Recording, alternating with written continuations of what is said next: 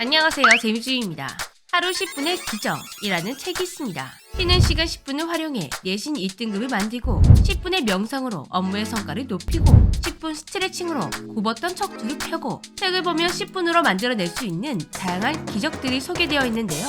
그런데 엄밀히 말하면 여기서 말하는 10분의 기적은 하루 10분씩 수년간 누적된 시간들을 만들어낸 결과물을 말합니다. 즉 10분 만에 만든 기적이 아니라 하루 10분씩 투자해서 만들 수 있는 기적을 말하는 것이죠. 그런데 진짜 단 10분 만에 인생이 바뀌는 기적을 맛본 사람이 있다고 하는데요.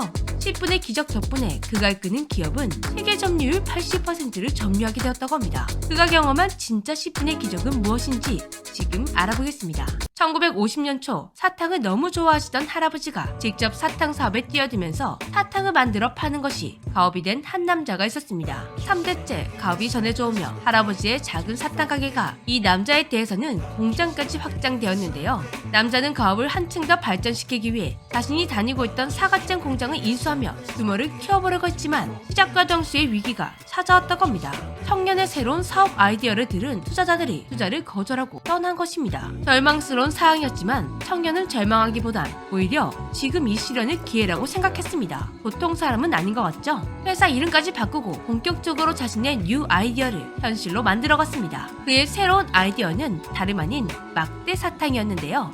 그 시대에 팔고 있던 사탕은 지금과 같이 달콤하고 아이들의 사랑을 한껏 받았지만 부모들에게는 정말 꺼려지는 간식이었습니다. 설탕 덩어리 간식이어서가 아니었는데요. 사탕을 먹고 나면 난장판이 되어 있는 아이들의 모습 때문이었습니다. 당시의 사탕은 사이즈가 지금과 달리 꽤 컸습니다. 커다란 사탕이 아이들의 작은 입에 다 들어가지 않으니 손을 잡고 이리저리 돌려가며 먹다 보면 아이들의 얼굴과 옷에 사탕이 잔뜩 묻어있는 일이 다반사였습니다. 주변 역시 끈적끈적 더러워졌죠. 사탕을 사주고 나면 세수, 빨래, 청소까지 3가지 문제가 밀려오다 보니 부모님들은 사탕을 사주기가 꺼려질 수밖에 없었습니다. 이런 부모님들의 망설임이 보며 아이들이 사탕을 마치 포크에 찍어 먹듯 편리하게 먹는 방법은 없을까 고민하던 이 남자는 아이디어가 번뜩 떠오른 것인데요. 그래, 사탕을 막대에 꼽아보자. 이건 먹힐 수밖에 없는 아이디어다 확신한 이 남자는 곧바로 막대 사탕을 생산해서 판매했지만 현실은 냉혹했습니다. 그는 나무 스틱 끝에 커다란 사탕을 달아 제품을 출시했었는데요. 생각보다 판매가 잘 되지 않아 회사가 기우기 시작하더니 경영난에 빠져 헤어날 수 없는 상태가 되어버렸습니다. 그래서 이 남자는 다시 한번 철저하게 시장을 조사했습니다. 여기서 자신이 치명적인 실수를 했다는 걸 알게 되었는데요. 막대 끝에 달려있는 사탕이 여전히 너무나 크다 보니 똑같이 아이들의 얼굴에 사탕이 묻어났고 나무 막대기를 타고 오른 사탕은 또다시 아이들의 손을 끈적하게 더럽혔습니다. 그가 출시한 막대 사탕 역시 부모들에게는 그냥 사탕을 먹이는 것과 다를 것 없이 총체적 난국 간식이었던 것이죠. 그래서 다시 한번 아이디어를 냈습니다. 입에 쏙 들어가는 사이즈라면 아이들도 깨끗하게 사탕을 먹을 수 있겠지? 여기에 아이디어 한 가지 더. 사탕을 카운터 근처에 진열해보자. 그동안 가게들은 사탕을 카운터 뒤에 배치한 후 주문을 하면 카운터에서 포장해주는 방식으로 판매해왔습니다. 이 판매 방식에는 아무도 눈치채지 못한 단점이 있었는데요. 아이를 키워보신 분이라면 아시겠지만 아이들은 눈앞에 보여야 사고 싶어합니다.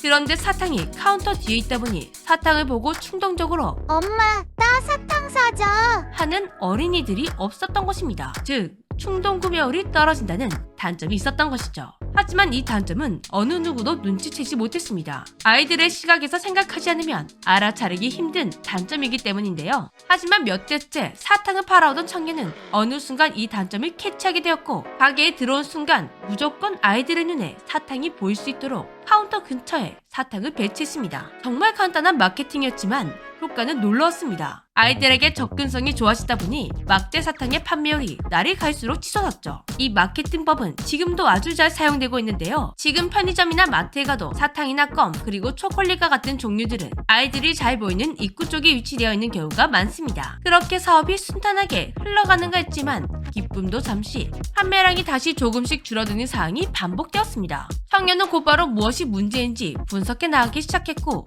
자신의 제품이 눈에 띄지 않는다는 것을 알아챘습니다.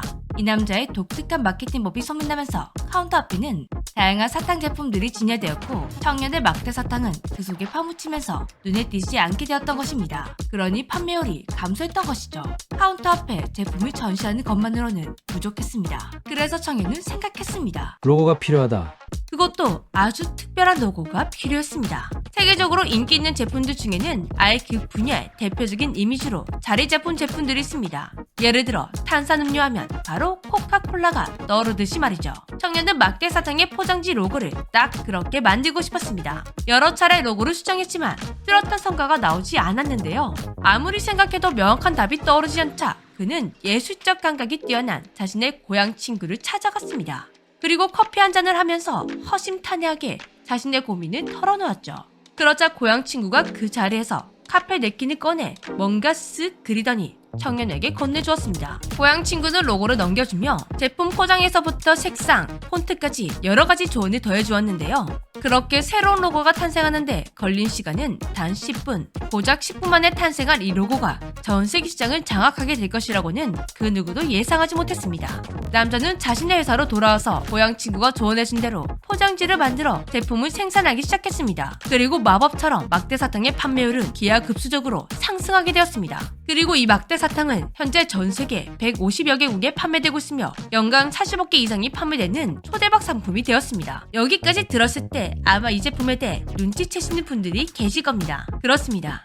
이 제품은 막대 사탕 하면 떠오르는 그 브랜드, 세계에서 가장 유명한 사탕 브랜드가 된 추팝추스의 탄생 비화였습니다. 추팝추스는 스페인어 추파르에서 유래되어 만들어진 이름이라고 하는데요. 추파르는 빨다라는 뜻으로 사탕에 딱 어울리는 단어이기도 했습니다. 막대 사탕에 대한 열정을 가지고 이 사업을 성공시킨 이 남자 이름은 엘리크 베르나르, 추팝추스의 창업자였습니다. 그리고 단 10분 만에 그린 그림으로 전 세계를 홀려버린 그의 고향 친구의 정체는 20세기 최고의 관종 초현실주의의 대가라고 불리는 화가 살바도르 달리였습니다. 스페인 출신의 초현실주의 화가로 기억의 지속이라는 명작을 남겼는데요. 그리고 정말 특이한 수염으로 많은 사람들의 기억 속에 남아있는 인물이기도 합니다. 고향 친구가 살바도르 달리였다니 솔직히 여기서부터 기적 같은 인연이었습니다. 덕분에 우리는 세계적인 화가 살바도르 달리의 작품을 단돈 250원에 구매하면서 달콤함까지 즐길 수 있게 되었는데요.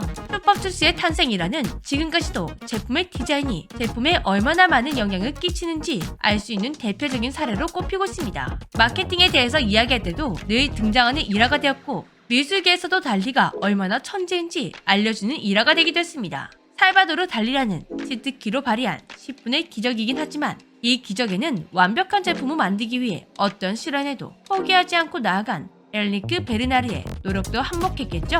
여러분의 노력에도 꼭 10분의 기적이 찾아오기 바라며 오늘 이야기를 마무리해보겠습니다. 지금까지 재미쥐였습니다.